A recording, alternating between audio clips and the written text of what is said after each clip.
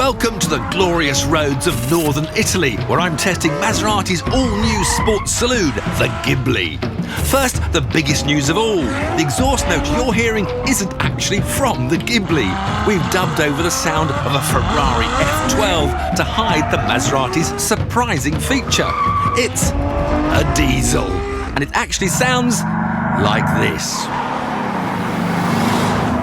Yes, after a century of building petrol-powered supercars, Maserati have bowed down to the modern demand for sporting diesels. Mind you, judging by the lack of any diesel badge on the car, it's not something they're particularly proud of. However, there is method in their madness.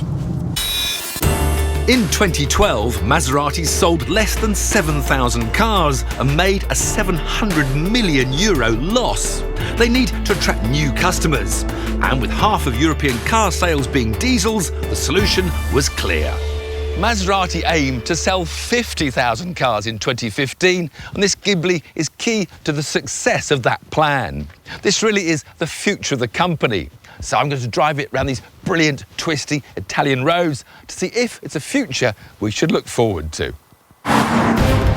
While the Ghibli does also come with a 3-litre twin-turbo V6 petrol engine, the diesel is the cheapest, most economical and torquiest option. It costs £48,000, uses a 3-litre V6 with a single turbo and promises nearly 50 miles to the gallon. Cruising along at 60 miles an hour, it's hard to know that you are driving a diesel. And for a long motorway drive, it's as nice a place to be as any Audi, BMW, Jaguar or Mercedes. But its torquey power delivery doesn't thrill me when I put my foot down. Come on down to second, please. Hit the throttle, a bit of a dead spot. Oh, then off we go. There's the torque, and then all of a sudden you're over the top of the torque and the power goes away again. We need more Maserati, we need more power. The Ghibli diesel's biggest rival is the BMW 535D. The Maserati's interior feels more luxurious, but it's 42 brake horsepower and 21 pounds-feet down, 2.5 miles to the gallon less economical, a full second slower to 62 miles an hour. And when it comes to rear seat comfort, the legroom is more 3 Series than 5 Series. But with 100 years of supercar breeding behind it, the Ghibli should be more exciting to drive than its rival.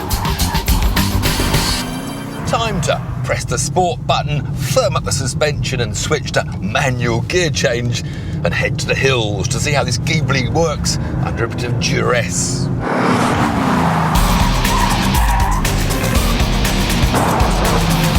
It's got a chassis based on Maserati's flagship four-door, the £80,000 Quattroporte, but it's actually about a foot shorter and some 50 kilograms lighter. With a 50-50 weight distribution and a limited slip differential, if it can't come to life on a road like this, there's no hope. Even with this stiffer suspension, we're bouncing around, which gives that rather unstable feel, even though the car actually grips very well. I'll tell you what I do like, though, is this variable ratio steering. It means you don't even have to take another handful to go around the tightest of hairpins. It's a bit of a Jekyll and Hyde. There are bits of it that are very impressive, and others like the soft suspension in the corners that don't really give you much inspiration. Down to second, down, fling it in, give it a kick. Oh, come on, come on, come on, come on, come on, come on. Oh!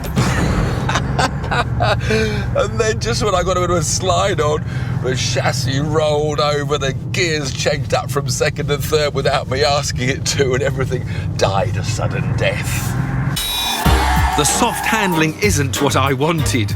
And while sport mode makes 2 valves in the exhaust open up to make the diesel sound more like a petrol V8, there's still no hiding the engine's narrow power band. Come on, don't just sound like a V8, perform like one. As a way of attracting 50,000 buyers in 2015, the Ghibli is a step in the right direction. It's cheaper and more economical than any of their other models. But I'm disappointed by the way it drives. I love the Maserati heritage. I love the styling of this Ghibli. And if you mainly do motorway cruising, it's a car that has to be considered. But neither the performance of the engine nor the handling of the chassis makes me want to be one of the 50,000.